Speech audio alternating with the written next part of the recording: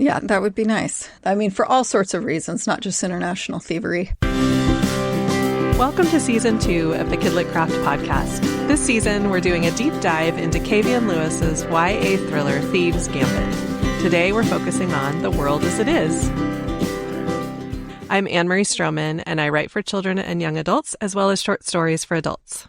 Hi, I am Erin Nuttall. I write for children and young adults, mostly young adults.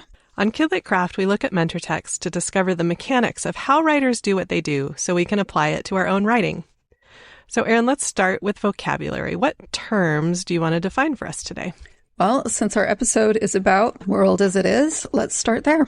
World as it is the foundation of the world that the reader is entering. It includes things like setting, main character's desire. It sets up the reader's expectation for the book. The world as it is helps define what type of book it is. If it's a thriller or a mystery or a fantasy, we know right away by the way the world is described. Can you give us a concrete example of what you mean here? Sure. An example would be a book that starts with the world as it is Hunger Games. We see Katniss's world and understand what her life looks like, her desires, her obstacles, her family's dependence on her. And we learn all of this before the inciting incident. And knowing this information makes her decision to take Prim's place in the games all the more of a gut punch for the reader. We as readers understand how big the sacrifice is that she's making and why she's making it.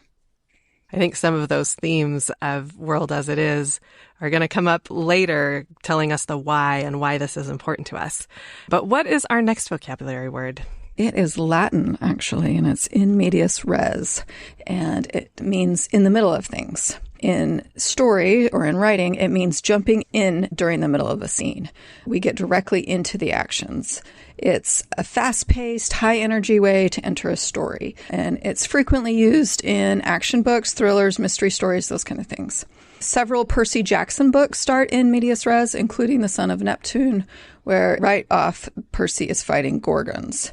Also in Iron Man, where Tony Stark is in a caravan in the desert, and the caravan is attacked. A battle commences and Stark gets kidnapped. So those are stories that start right in the middle of things. A drawback is that the reader doesn't know the character or the stakes, and the reader might not be invested in the outcome of the action. But this is also why it works well in sequels, because the reader presumably is already invested in the characters. Yeah, and in a series based on comic book characters, there's kind of an assumption that people will know a little bit going in, or that we know it's a superhero movie, there's a superhero, so we should care right away.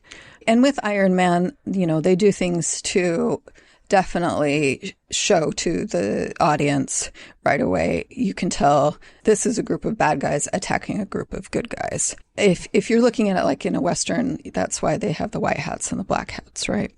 So that we care right away, even if we don't know why Tony Stark is a good guy yet. So how do these concepts, the world as it is, and the technique of in medias res work in Thieves Gambit? And I know this is what we're doing for the whole episode, but can you give us a quick overview?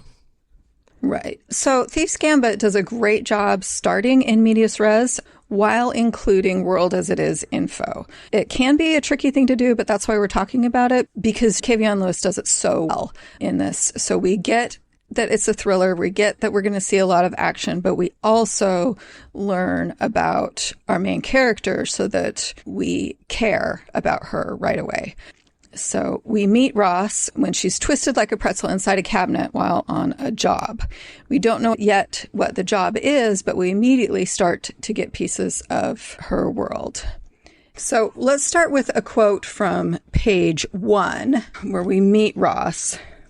So we know she's in a cabinet. That's pretty much, and that she's on a job. And then she says, "If I were a normal person, my legs would be in a coma right now. But I guess Mom's intense flexibility training comes in handy for jobs like this. I'd been crammed in here on the secluded side of a mansion for about 3 hours, scrolling through my dummy Insta. Over the last few months, stalking accounts about dorm life had become more addictive than K-dramas on Netflix."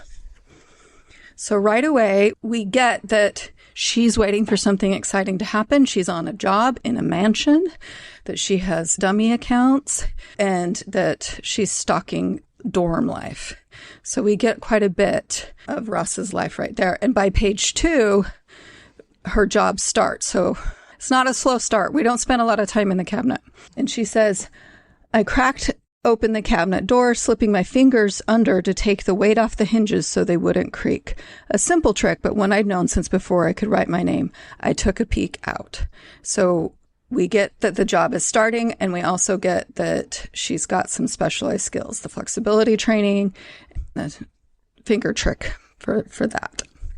So we get pieces of her world while we know that some excitement is about to start. That moment in the cabinet is so important for building character and establishing the world as it is. And so let's dive in more deeply to that world as it is. I like to think of it as the context for this specific moment of the story that's happening. So in a story that's in a world or part of the world that's different from what most readers have experienced, then the author has to do some significant work. So let's look at the different elements that Lewis brings into play. And let's start with the title. So we're in a world of thieves, and particularly thieving families. Right. We learn right away that Ross is part of a family of thieves, and that there are family thieving empires, which is a super fun place for a story to take place because it's not part of the normal life, and there are a lot of opportunities for excitement. But right away, we learn about Mom. As we talked about in the last episode on theme, the first line of the book is, a quest can't trust anyone in this world except for a quest. And then it goes on. So when a quest, particularly Mama Quest, tells me to curl up like a Twizzler twisted into a pretzel inside a cabinet so small it would be illegal to keep your dog in a cage the same size, I trust she has a good reason for it. Or at least whatever I'm stealing is going to be worth it. So right there, we have the beginning of some excitement. She's in this tiny space, but we also get that Ross has the same belief system as Mom. And that is going to set up the emotional world she lives in, and it foreshadows the choices that she'll make. We don't see the seesaw yet of how Ross feels about trusting others, but we just see her fully bought into whatever Mom says goes. And like we talked about last time, that theme of trust is so important as it goes through the novel. So as readers, we have to believe in this world, and we want to be in on the fun of it. So how does Lewis help readers buy into this world and to Ross as a master thief? So this is one of the things that really sucked me into this book right away, was how much authenticity Lewis builds into this role of a international thief, this teenage international thief. We already mentioned the dummy social accounts, the fingers under the hinges, the flexibility. We find out later that she has a bracelet that is a weapon. She talks about different ways of opening doors. There are named cons like the jigsaw job. On page 5, she gives you a pro tip that if you don't have a way of getting your product out undamaged, don't bother at all. And then just right after that, on page 5 still, she has a fun fact about motion sensors. You can trip up most with a $5 laser pointer off of Amazon. So there's things like this that are super fun and just really pull you into this world really quickly. Ross has a black box email that's uncheckable, untraceable. She talks about agility practice. And the thing that is super cool, I think, is that we don't get this just in the beginning, but we get these kind of things throughout. Now, the ones I just read, those are in the first 2 chapters. You get them right away, most of them in the first chapter. There are all sorts of little tiny references to this world that help you believe that Ross is indeed a successful international thief. I love all these trappings of thievery that she sets up here. Ross kind of tells us that she's skilled at what she does, but we get to see that in action in this first sequence too. So the world as it is also offers up an opportunity to set up things about the character that are going to be necessary later in the story. So are there any particular special skills or characteristics that Lewis sets up here for Ross? So she sets up in this first scene where Ross is in the mansion and she's stealing a vase for her mom, that she has a special talent of mapping locations in her mind.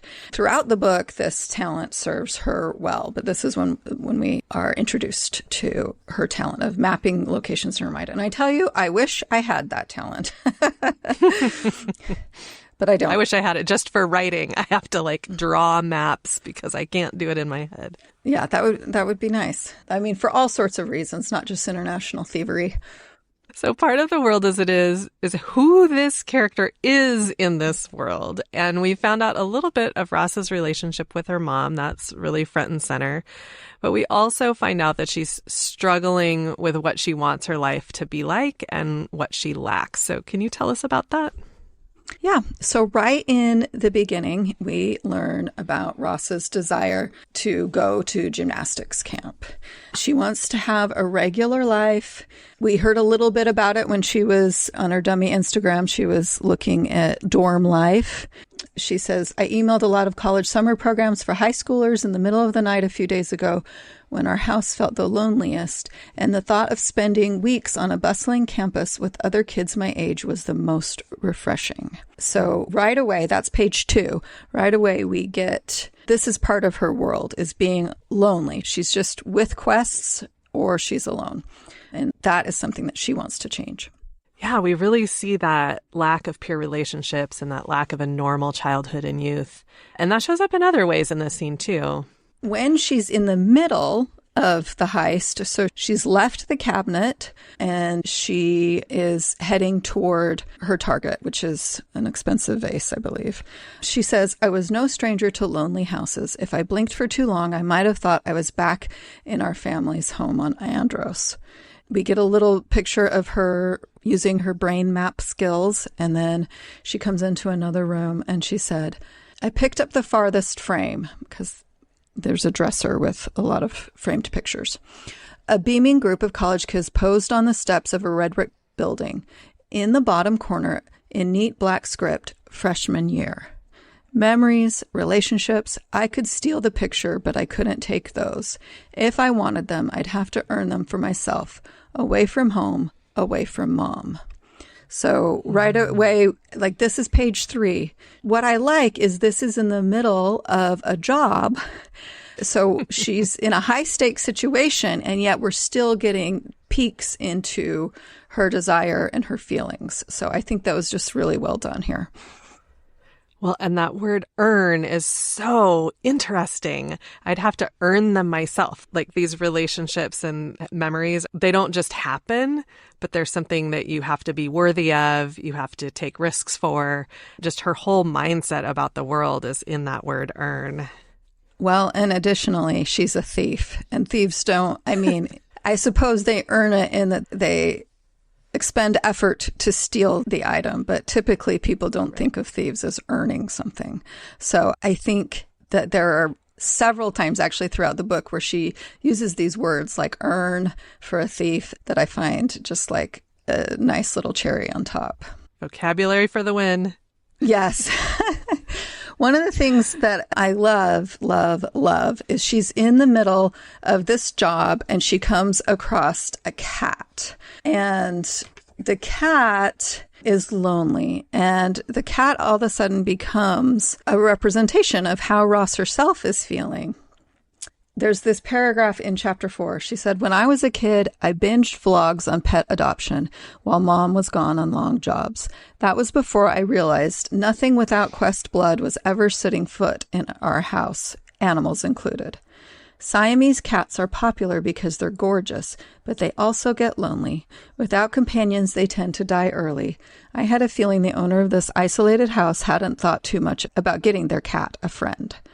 Oh, is so well done. I just really love that. Yeah. And it gives us a save the cat moment later, like literally a save the cat moment when she saves herself by distracting the cat and then leaves the cat. And that's a way that she saves it as well.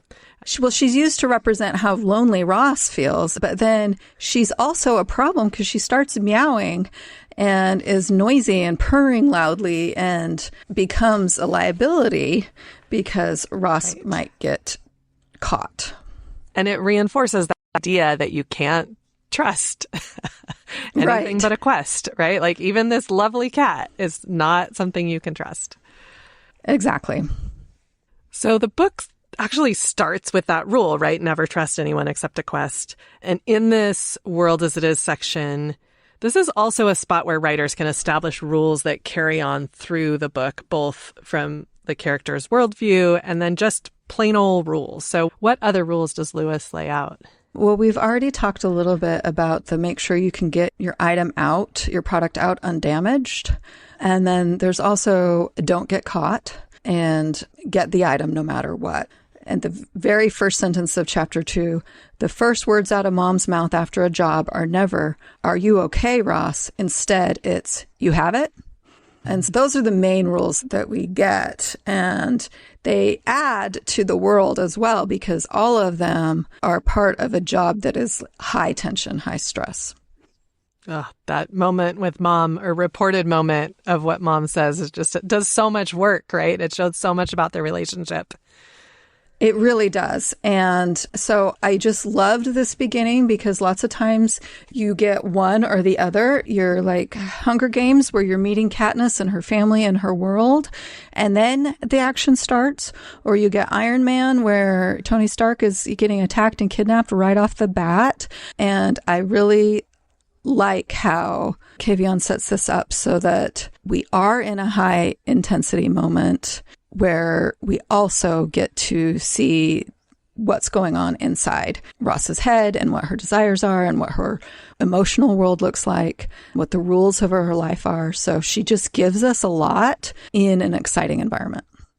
So much, I feel like, in action, it's easy to think you can just rely on the tension of the situation itself, the tension of the circumstances, but it just amps up the tension so much more when you have that emotional investment as well, when it's not just external circumstances, it's what the character wants, or it's a character you care about who might get caught, or this character's relationship with her mom that's kind of implicit in how she's doing this job and the complexities there.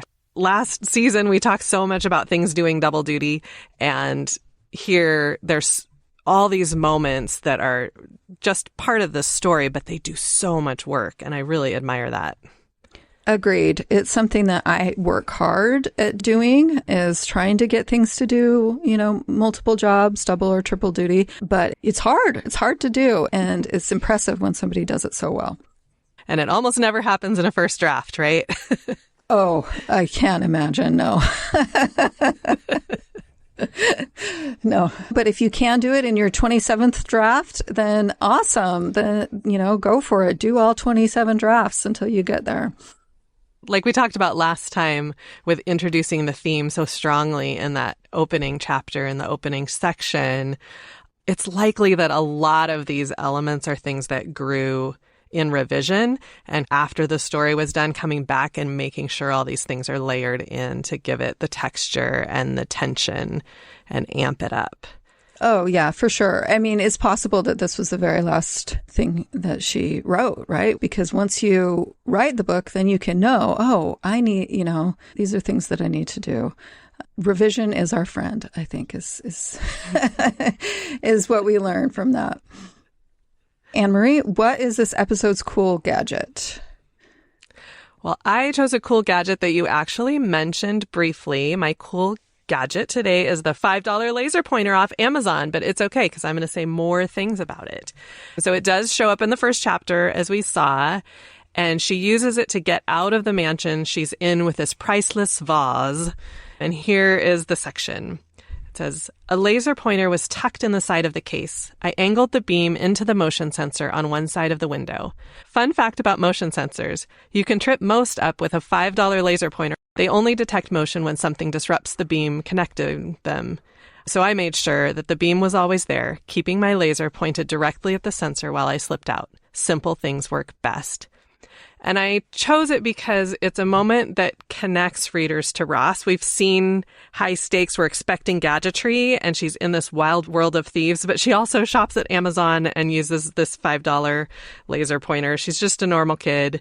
And it shows her ingenuity, too. And it establishes this concept that simple things work best, which is something that as she's designing heists later, will come into play. And so that little laser pointer does a lot of work, and that is why I chose that gadget. That is an excellent gadget because it also helps her escape when the cat is being extremely loud.